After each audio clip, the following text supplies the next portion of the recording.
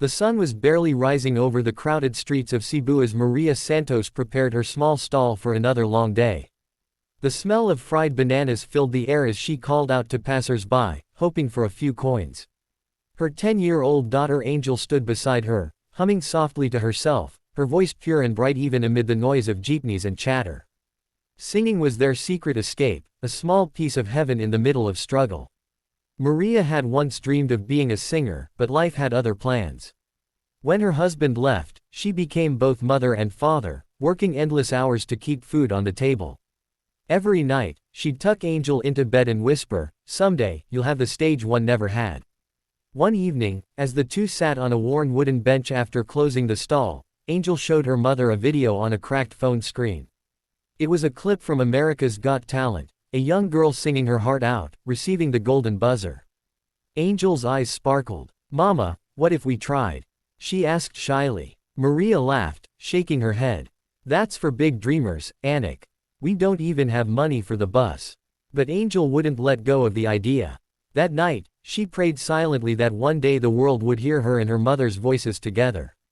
Days later, a kind customer who often stopped by their stall overheard Angel singing and was deeply moved. She offered to help them record a video audition.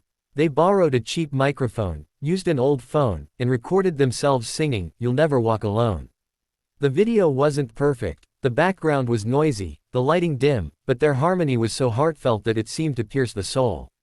Maria sent it off, thinking nothing of it. She didn't even tell Angel.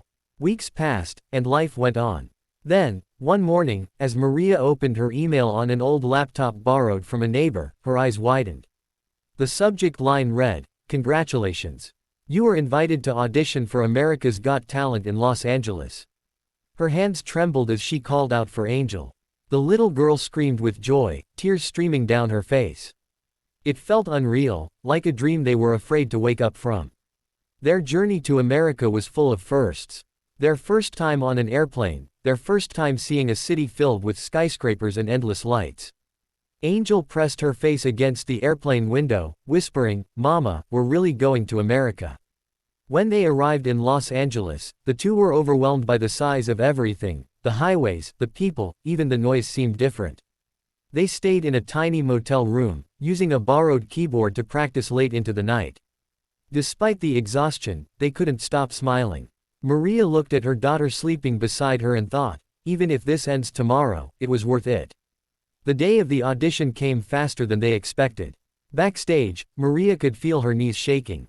She looked around at the other contestants, dancers, magicians, singers, and felt small. Angel squeezed her hand tightly. "Mama, we can do this. Just like we do at home." When their names were called, they stepped out together, holding hands under the blinding lights of the AGT stage.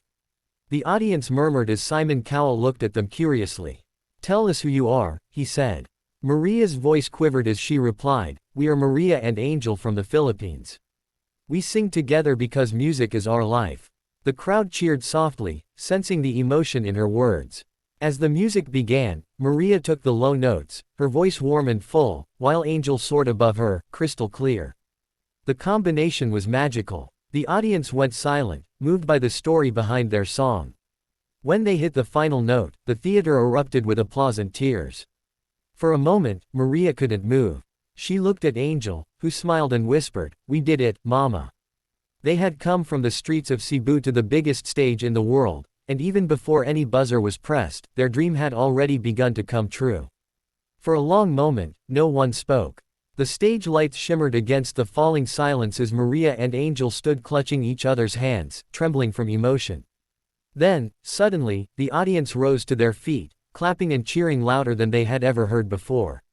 Sofia Vergara wiped tears from her eyes, whispering something to Heidi Klum, who also looked deeply moved. Simon Cowell sat still, his expression unreadable. Maria's heart pounded so hard she thought she might faint. When the applause finally began to fade, Simon leaned forward and said, "That was extraordinary." His voice broke slightly, surprising everyone. He continued, "There are moments when music stops being about perfection and becomes something more: honesty, love, truth. You two just reminded us why this show exists." Angel looked up at her mother, her tiny hands shaking. Simon stood up, walked slowly to the center of the judge's table, and smiled. "You know what I think," he said softly. "I think this moment belongs to you." Before they could even process it, he slammed his hand down on the golden buzzer. The stage exploded in a storm of glittering gold confetti, the sound of the crowd roaring like thunder. Maria fell to her knees, sobbing uncontrollably as Angel wrapped her arms around her mother's neck, both laughing and crying. Simon walked up to them, gave them a long hug, and whispered something the cameras barely caught: "You just made history." The clip of their golden buzzer moment spread across social media faster than anyone could imagine. Within 24 hours, it had been viewed over 100 million times.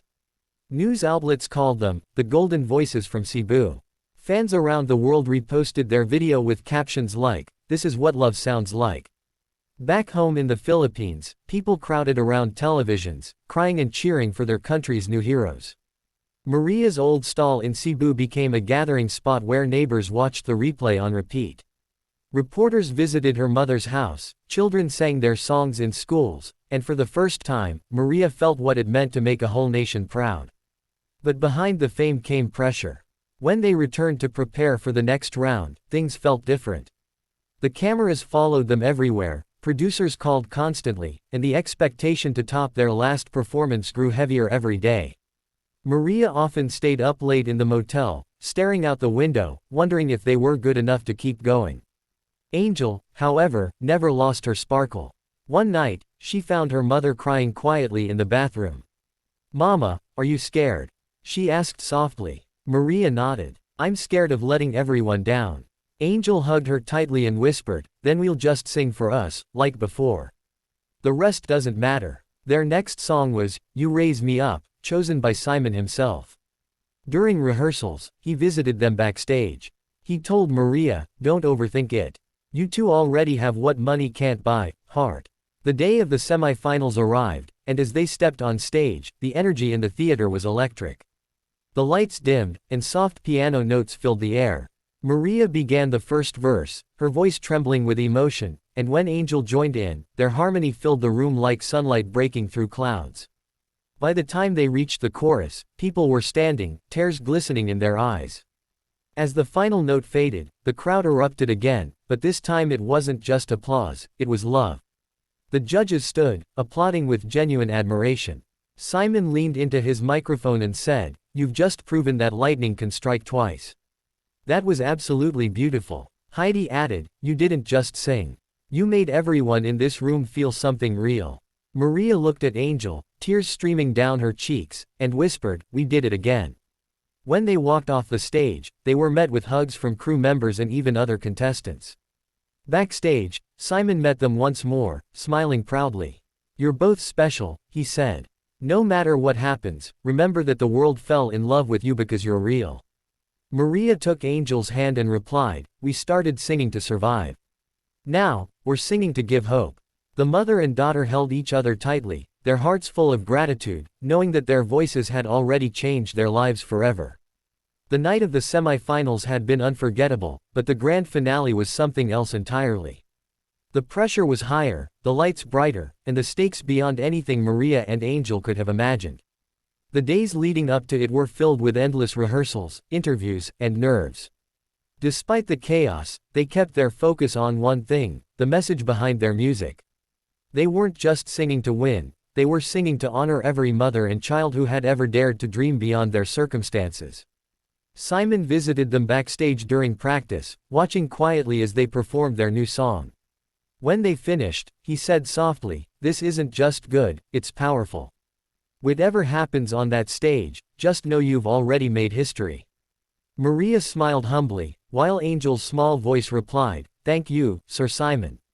We'll do our best." When the night finally arrived, the arena was packed with thousands of people, lights flashing, cameras rolling. The mother and daughter stood side by side in their simple, elegant outfits, nothing fancy, just pure authenticity. The host called their names, and they walked out to a standing ovation before even singing a single note. The music began, soft and emotional. It was their original song, "Home Is Where You Are," written together in that tiny motel room weeks earlier. Maria's deep, soulful voice carried the verses, while Angel's sweet tone floated over the melody like a prayer. The lyrics spoke about love, faith, and the strength of family, the story of their lives in every word.